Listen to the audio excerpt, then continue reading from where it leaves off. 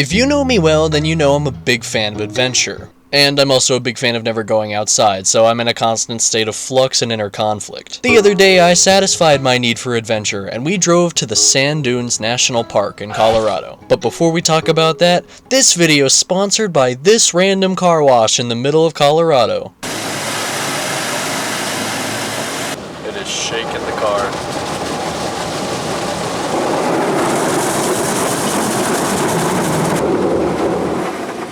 Most aggro car wash.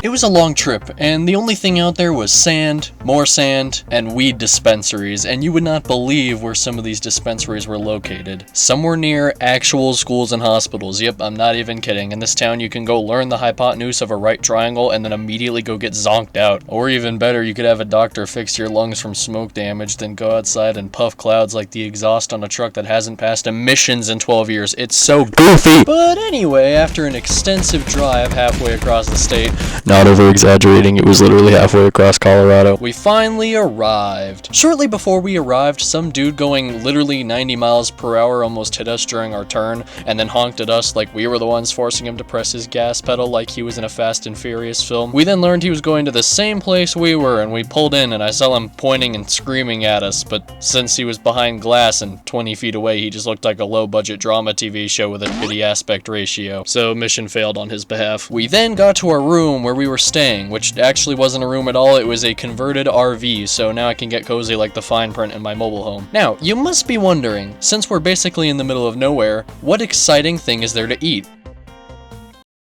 The locals. Also, getting hurt here is not a good idea since there are no ambulances, bro. But there are weedulances for people going through withdrawals, so there's that at least. Now, if you're wondering if the RV is stealable, trust me, it's not. The RV is not only parked in a position where you can't park anything in front of it to even attempt to dock with it, but it also has no wheels, it's suspended on car jacks, connected to a wooden deck, and it's attached to a water pump, so it would be effectively easier to just steal a normal house at that point. Anyway, we then went to the dunes later that day. After finding parking, we entered expecting to get instant heat stroke, but surprisingly, there's like this shallow river that runs along the bottom of the dune valley. There was actually so much water that people were effectively using it as a beach, which who can blame them when the only things to do here is smoke weed and hope it rains sometime this year. I then climbed a small dune, and I have to say, it was fun. It was windy the whole time, so sand was pelting me left and right, and I think I'm blind in my left nostril now.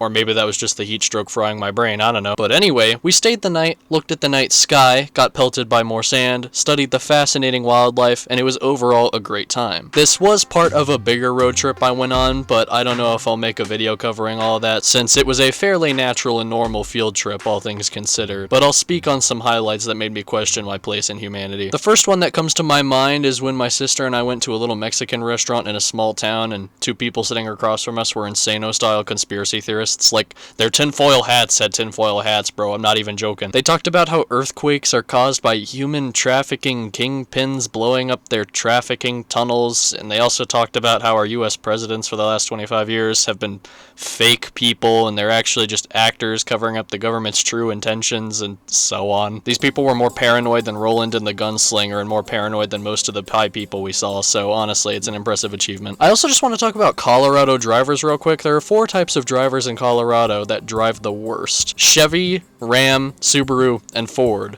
They are the 4 horsemen of terrible drivers. And if you drive one of these vehicles, I'm discriminating against you, even if you're a good driver. Stop driving like a dick. Now, of course, they aren't the exception. There are other car brands that drive horribly in Colorado as well. Like these. Jeeps also drive really bad, which is awkward, because I drive a Jeep, but that's beside the point. Overall, the trip went well. Plugging it into the magma meter, I'd have to give it a comfortable 8 out of 10. The locations and sites were amazing, and we had a lot of fun overall interacting with the locals and checking out their unique towns. However, the drivers in Colorado are absolutely atrocious, and the constant odor of people speedrunning lung cancer was not exactly amazing. So that's what brought the score down a little bit. But anyway, since I destroyed my upload schedule, I've had time to think about new content for you guys, so stay tuned. I know I sounded more clinically depressed than usual, sorry about that, so I'll end it off on a good note. I want you guys to smash that like button. I want you guys to annihilate that subscribe button. Yeah, I think that does it. The end, bye.